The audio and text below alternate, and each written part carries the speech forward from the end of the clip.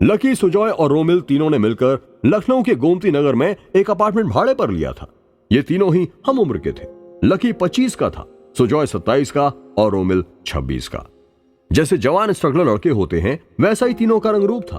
तीनों के अंदर कॉलेज टाइम से ही एक गहरी दोस्ती थी।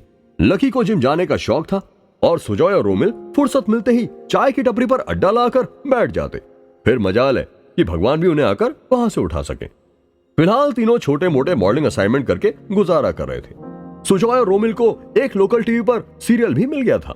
सुजॉय अपनी आवाज को हमेशा अमिताभ बच्चन की आवाज की तरह बेस लगाकर बोलता, वहीं रोमिल की आवाज काफी पतली थी। ऐसा लगता मानो कोई लड़की बात कर रही है। उसकी इस आवाज की वजह से उसे अक्सर ऑडियो ड्रामाज में मेल किरदारों के साथ फीमेल किरदार भी करने को मिलते। लेकिन लकी के पास सुजॉय और रोमिल जैसा कोई खास प्रोजेक्ट हाथ में नहीं था। उसका एक प्ले 2 शोज के बाद बंद हो गया था। वह घर पर बैठा या तो लिखता रहता या फिर टीवी या मोबाइल पर कोई सीरियल या फिल्म देखता रहता। शाम का समय हो रहा था। सुजॉय और रोमिल बात करते हुए आ रहे थे। उनको अपने शोज के स्क्रिप्ट राइटर से बड़ी प्रॉब्लम हो रही थी। सुजॉय ने रोमिल से कहा, अरे यार, क्या बकवास राइटर लेकर आए हो? बेसिक हिंदी नहीं आती उसे। आए विया परफ्यूम जैसी वर्ड्स को मैंने इतर पहना है। लिखकर डायरेक्टर को कहता है कि स्क्रिप्ट मैंने खुद नहीं लिखी है, पर वो तो गूगल ट्रांसलेशन हुआ ना। इस कड़ी में रोमिल ने भी अपना दुख बताते हुए कहा, मेरे यहां तो सब भगवान भरोसे है। एक शो है, अच्छा है, लॉन्ग फॉर्मेट है, पर अब जो भी हो रहा है वह बस पानी डालकर काम चलाने वाला है। मेरी सीरीज में अब लड़की का बॉयफ्रेंड ड्रैगन बन गया है। अच्छे राइटर ही नहीं है यार। ये सब कहते कहते दोनों घर आ गए और वहां हॉल में लकी को वीडियो गेम खेलते हुए देखने लगे। दोनों को लकी के फ्यूचर की चिंता हुई तो सुजॉय ने लकी से पूछा, और क्या चल रहा है लकी? वीडियो गेम खेलने से फुर्सत मिली कि नहीं? अच्छा लकी, देखना तेरे पास कोई होगा तो मुझे एक अच्छा राइटर चाहिए। लकी ने अनसुना कर वीडियो गेम खेल रहा था। राइटर की बात सुनकर उसने कहा, मेरी बात करो तुम्हारे प्रोड्यूसर से। कुछ दिन ऐसे ही बीत गए और लकी को अचानक से काफी सारे मॉडलिंग असाइनमेंट मिल गए थे। वह सुबह जल्दी चला जाता, रात को देर से आता, अपने दोनों रूम पार्टनर से बात भी नहीं करता। और फिर एक दिन जब सुबह रोमिल अपने रिकॉर्डिंग स्टूडियो जा रहा था, उसने देखा पूरे लखनऊ में जगह जगह लकी के पोस्टर लगे हैं। कोई लोकल प्रोडक्शन था और उनकी सीरियल ओटीटी पर रिलीज होने वाली थी। सुजॉय सीधे घर पर आया और रोमिल को भी ये खबर सुनाई। फिर दोनों लकी का घर पर इंतजार करने लगे कि अभी लकी आएगा और हम उसे कांग्रेचुलेट करेंगे। तभी लकी आया। वह फोन पर ही बात कर रहा था। वह सीधे अपने कमरे में गया, फिर एक बैग लेकर बाहर निकला और घर से चला गया। उसने सुजॉय और रोमिल को देखा तक नहीं। वह पहला दिन था। उसके बाद तो यह सिलसिला ही बन गया। लकी घर पर रात देर आता, फिर सुबह सवेरे चला जाता। अगर घर पर होता तो बिस्तर पर पड़ा रहता। कभी कभी उसके कई दोस्त आते जिनके साथ वह बाहर चला जाता। रोमिल, सुजॉय और लकी को साथ में खाना खाए अरसा हो गया था। अब तो तीनों साथ में फिल्म भी नहीं देखते और न ही उस पर कोई डिस्कशन करते। रोमिल और सुजॉय को लकी की इन बातों से फील होने लगा कि अब लकी ने उन दोनों के साथ की फ्रेंडशिप भुला दी है। वो बस एक अनजान रूममेट्स के साथ एक ही छत के नीचे रह रहे थे। एक दिन यूं ही रोमिल, सुजॉय ने लकी से बात करनी चाहिए तो डिस्कशन कब लड़ाई में बदल गया पता ही नहीं चला। दरअसल सुजॉय और रोमिल बैठे बैठे शोले देखते हुए उस पर डिस्कशन कर रहे थे। तभी सुजॉय का मोबाइल बजा। सुजॉय ने फोन देखा और वह उछल पड़ा और नाचने लगा। उसे यूं नाचते हुआ देख रोमिल ने उससे पूछा, अबे क्या हुआ, लॉटरी जीत गया क्या? अपना फोन दिखाते हुए सुजॉय ने कहा, ये देख, शिमला इंटरनेशनल फिल्म फेस्टिवल में मेरी फिल्म सेलेक्ट हो गई है। न्यूज पढ़कर रोमिल भी उछल पड़ा और नाचने लगा। तभी अपने कमरे का दरवाजा खोल लकी बाहर आया। क्यों शोर मचा रहे हो, क्या हुआ? रोमिल ने लकी को एक्साइटमेंट के साथ बताया कि सुजॉय की फिल्म का सिलेक्शन हुआ है शिमला फिल्म फेस्टिवल में। तभी लकी का फोन बजा। उसने अपना फोन चेक किया, उसका चेहरा खिल पड़ा क्योंकि उसकी भी एक फिल्म स्पेशल जूरी अवार्ड के लिए शिमला फिल्म फेस्टिवल से बड़े फेस्टिवल में सेलेक्ट हो गई थी। और उसने अपनी फिल्म की खुशी को सुजॉय और रोमिल को नीचा दिखाते हुए कहा, देखो, मेरी भी फिल्म स्पेशल अवार्ड के लिए सेलेक्ट हुई है। अब उछलो, मैंने नहीं शोर मचाया। छोड़ो, छोटे लोग, छोटी सोच। कहते हुए लकी वहां से निकल गया। सुजॉय और रोमिल को लकी का यह बर्ताव बिल्कुल अच्छा नहीं लगा, इसलिए वो लकी से दूर जाने की प्लानिंग करने लग गए। वहीं लकी अपनी मोटरसाइकिल पर शहर में घूमने लग गया। जब थक गया तो एक जगह बैठ गया। वहां उसके पास एक बैरागी बैठा था। अपने धुन में मस्त लकी ने सिगरेट जलाई और वह कश लेने लगा। बैरागी ने उसकी तरफ देखा, फिर बड़े प्यार से लकी से पूछा, कैसी परेशानी है बेटा?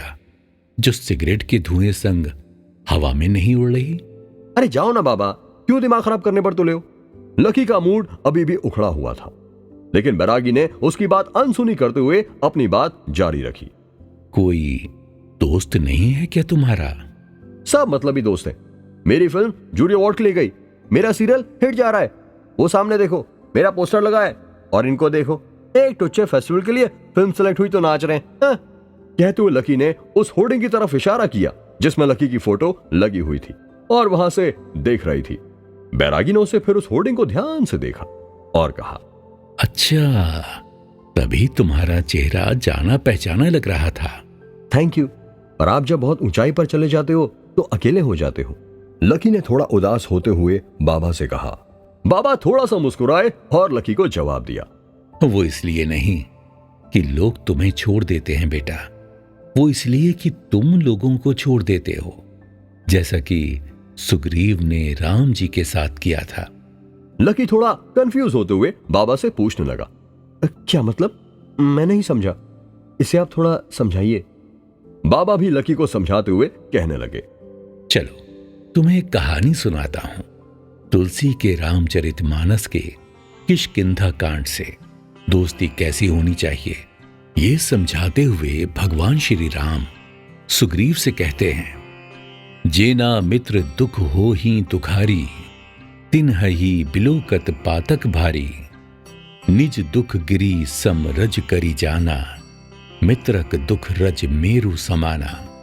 जिसका अर्थ होता है, जो दोस्त अपने मित्र के दुख को देखकर दुखी नहीं होता, जिसे अपना पहाड़ सा दुख रेत के दाने समान लगता है, वही अपने दोस्त का रेत के दाने जितना दुख भी पहाड़ जैसा लगता है, वही सच्चा दोस्त होता है। जिसे ऐसा नहीं लगता, उसका तो मुंह भी नहीं देखना चाहिए। लकी को अभी भी बाबा की बात समझ नहीं आई तो उसने बाबा से कहा, बाबा मुझे नहीं समझ आया, अभी भी आपने क्या कहा? बाबा थोड़ा सा फिर मुस्कुराए और कहने लगे, चलो तुम्हें राम और सुग्रीव की दोस्ती की कहानी सुनाता हूं, ताकि तुम्हें ये दोहा समझ में आ जाए। श्री राम सीता को खोजते हुए ऋषमुख पर्वत के पास से गुजर रहे थे। रास्ते में उनकी मुलाकात महाराज सुग्रीव से हुई, जिनका राज्य और पत्नी दोनों उनके भाई बाली ने छीन ली थी। फिलहाल सुग्रीव अपने कुछ मंत्रियों के साथ पर्वत पर छुप कर रहते थे। राम और सुग्रीव में एक अच्छी दोस्ती हो चुकी थी, इसलिए राम ने सुग्रीव से यह वादा किया कि वो बाली को मारकर सुग्रीव को किष्किंधा का राजा बनाएंगे और उसे उनकी पत्नी रुमा से भी दिलवाएंगे। और इसके बदले सुग्रीव ने यह वादा किया कि अगर वो राजा बनते हैं तो वो राम को सीता को खोजने में मदद करेंगे। राम ने बाली का वध किया और अपना वादा निभाया। सुग्रीव राजा बन गए। तभी बारिश का मौसम शुरू हो चुका था। सुग्रीव राम से किया वादा भूल गए और बारिश का आनंद लेते हुए राजविलास में मगन अपनी पत्नी की बाहों में पड़े रहते। बारिश खत्म हो गई, पर उनकी तरफ से कोई हलचल नहीं थी और न ही उन्हें सीता को खोजने की कोई जल्दी थी। वो तो सब कुछ जैसे भूल ही गए थे। पर उधर राम की परेशानी पड़ रही थी। उन्हें समझ नहीं आ रहा था सुग्रीव ऐसा कर क्यों रहा है।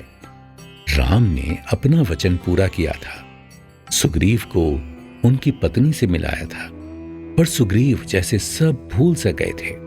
तब राम ने लक्ष्मण के हाथों संदेशा भिजवाया, जे ना मित्र दुख हो ही दुखारी, तिन्हहि बिलोकत पातक भारी। ये जो चौपाल मैंने तुम्हें सुनाई थी, यही राम का सुग्रीव के प्रति संदेश था। गुस्साए लक्ष्मण को देख सुग्रीव को अपने सारे वचन याद आ गए। वो भागकर श्री राम के पास गए, उनके पैर पकड़े और माफी मांगते हुए कहा, प्रभु, मैंने राजसी ऐशो आराम कभी नहीं देखे थे। मेरे भाई ने मुझे राज्य से भगा दिया था। उसने मेरी पत्नी रख ली थी। जब भी मैं राज्य में प्रवेश करने की अपनी पत्नी से मिलने की कोशिश करता, वो मुझे मार मार कर खदेड़ देता। आज जब मैंने अपनी पत्नी को फिर से पाया, राज वैभव पाया, तो मैं भूल गया था। माया का पर्दा मेरे ऊपर ऐसा गिरा कि मैं यही विलास जीवन का यथार्थ मान बैठा। पर प्रभु, अब मुझे सच्चा ज्ञान हो गया है। मैंने गलती की, मेरे दुख को दुनिया का सबसे बड़ा दुख आपने माना। आपको मेरी मदद करने की कोई जरूरत नहीं थी। मेरा भाई सही कहता था, अगर आप उससे दोस्ती करते तो वो रावण से सीता यूं ही छुड़ा लाता। पर जब मैं कुछ नहीं था तब आपने मुझे चुना, मुझ पर विश्वास रखा। अब जब मैं कुछ बन गया हूं, मेरे पास वो सारे मार्ग उपलब्ध हैं, इसलिए अब मैं आपकी मदद करूंगा। देवी सीता को मैं खोज कर लाऊंगा। और इस तरह सुग्रीव ने हनुमान को सीता की खोज में भेजा। इतना सब कहकर बाबा ने लकी से पूछा, अब मुझे बताओ बेटा, जिनको तुम मतलबी दोस्त कह रहे हो, क्या तुमने कभी उनकी मदद करनी चाहिए? ये तुम्हारा इतना बड़ा होर्डिंग है, क्या तुम्हारा कद भी उतना ऊंचा है? तुमने कभी उनकी खुशी में अपनी खुशी खोजी?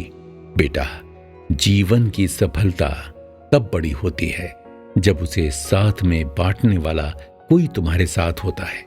यह सब सुनकर लकी को एहसास हो गया कि वो जिन दोस्तों को मतलबी कहकर दूर हुआ था, दरअसल ये वही दोस्त थे जो उसका कुछ ना होने पर ध्यान रखते थे।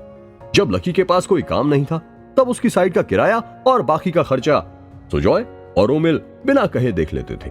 उन्हें खर्चों से ज्यादा लकी का साथ चाहिए था, जिसके लिए वो दोनों कभी लकी को महसूस कराए बिना उसका ध्यान रखते थे। आज उन्हीं दोस्तों को छोड़कर लकी अपनी अलग दुनिया बसाने की सोच रहा था।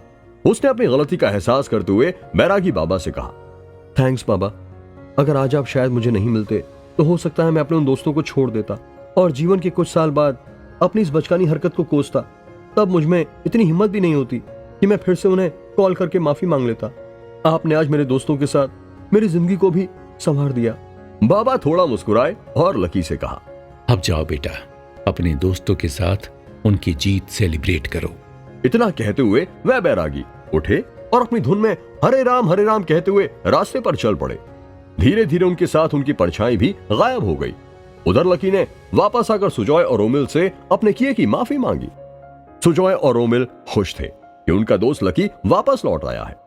तीनों ने साथ बैठकर फिर से साथ खाना खाया और तीनों ही अपने डिनर के साथ एक दूसरे की सक्सेस को सेलिब्रेट करने लगे।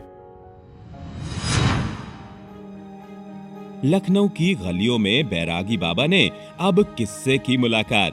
क्या चेतन को अपने अंदर की सुरसा मालूम चल पाई? सुंदरकांड की कौन सी सीख बैरागी बाबा ने चेतन को समझाई? क्या उस सीख से चेतन की मुश्किल का हल मिल पाया? सबको जानने के लिए सुनिए हमारा अगला एपिसोड।